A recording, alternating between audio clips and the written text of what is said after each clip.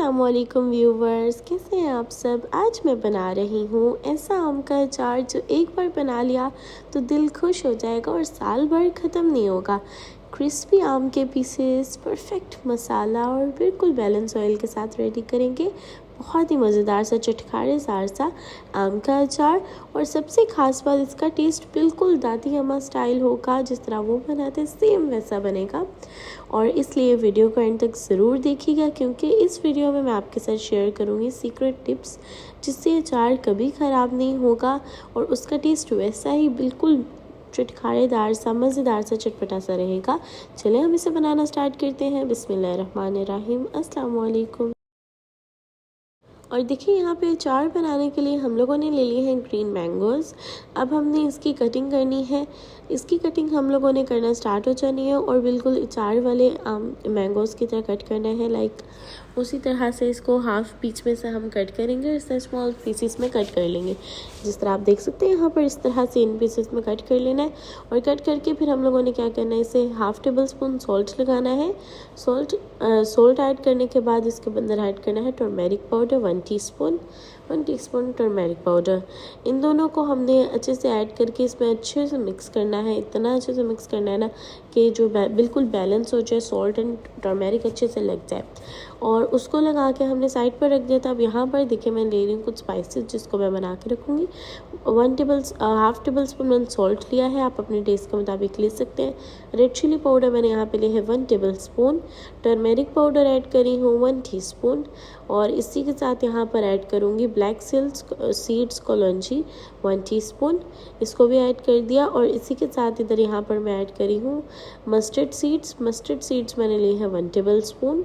Mustard seeds add करने के बाद नेक्स्ट अब यहाँ पर ऐड करेंगे फेंगेरिक ऐड करेंगे, मतलब मेथी दाना ऐड किया है 1 टेबल स्पून। मेथी दाना ऐड करने के बाद यहाँ पर मैंने ले लिया है फेनल सीड्स मैंने लिए हैं 1 टेबल स्पून। फेनल सीड्स को ऐड कर देंगे एंड देन हम लोगों ने इसको अच्छे से मिक्स कर लेना है। पहले इन सब स्पाइसेस को अच्छे से मिक्स करेंगे कि जो हमारी स्पाइसेस हैं और साथ में जो सीड्स वगैरह हैं ये अच्छे से मिक्स हो जाए आपस में।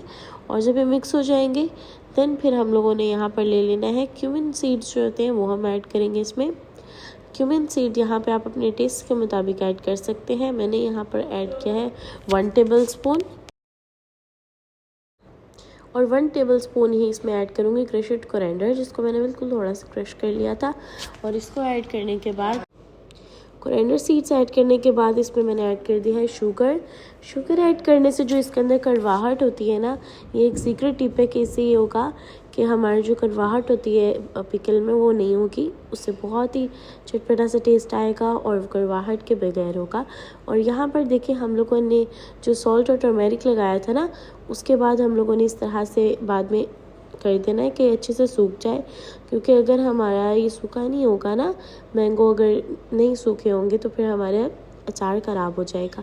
इसलिए इसको अच्छे से, अब इस तरह हमने इससे पहले सुखा लिया, वाटर बिल्कुल उसमें से फिनिश हो गया।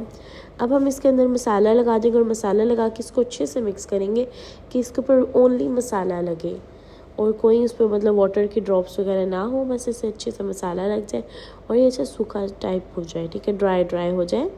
और यहाँ पर अब मैंने मैंगो को अच्छे से इस पर मसाला लगा लिए। इसी पॉइंट पर अब इसमें मैं ऐड करूँगी, मैंने यहाँ पे 5 to 6 ग्रीन चिलीज़ ऐड कर देनी है। और ग्रीन चिलीज़ ऐड करने के बाद, ये 4 वाली ही ग्रीन चिली ली है, और ग्रीन चिली ऐड करने के बाद इसको भी अच्छे से मिक्स करेंगे, इस पर भी मसाला लग जाए।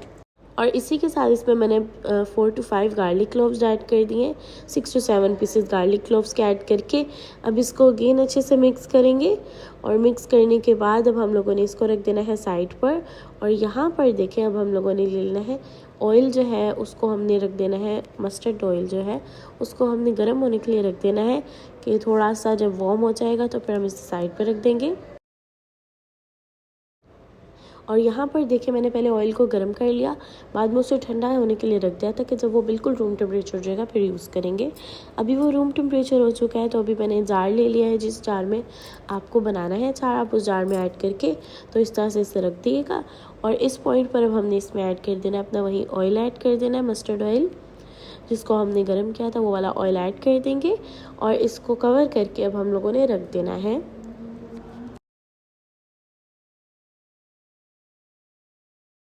इसको कवर करके बस अब हम लोगों ने रख देना है। और यहाँ पर देखें हमारा अचार जो है वो बिल्कुल रेडी हो चुका है। बस अब आप इसको 3 से 4 दिन के लिए इसे रख दें कि आराम से हमारा बिल्कुल मज़ेदार सा रेडी हो जाए।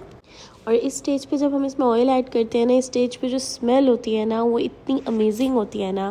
और ऑयल जब आप ऐड करेंगे, ऑयल का बैलेंस आपने बिल्कुल परफेक्ट रखना है। और जब हमने इसमें मसाला ऐड किया ना, ये मसाला इसका असली टेस्ट है, इसलिए मसाले की क्वांटिटी बिल्कुल बैलेंस रखिएगा। और अगर आपको मेरी ये रेसिपी पसंद आई है तो वीडियो को लाइक करें, शेयर करें और सब्सक्राइब ज़रूर करें। और कमेंट में बताएं कि आपको अचार किस चीज़ के साथ खाना पसंद करते हैं आप लोग, ये ज़रूर बताइएगा कमेंट में। अपनी दुआओं में याद रखिएगा, अपना ख्याल रखिएगा। अल्लाह हाफिज़।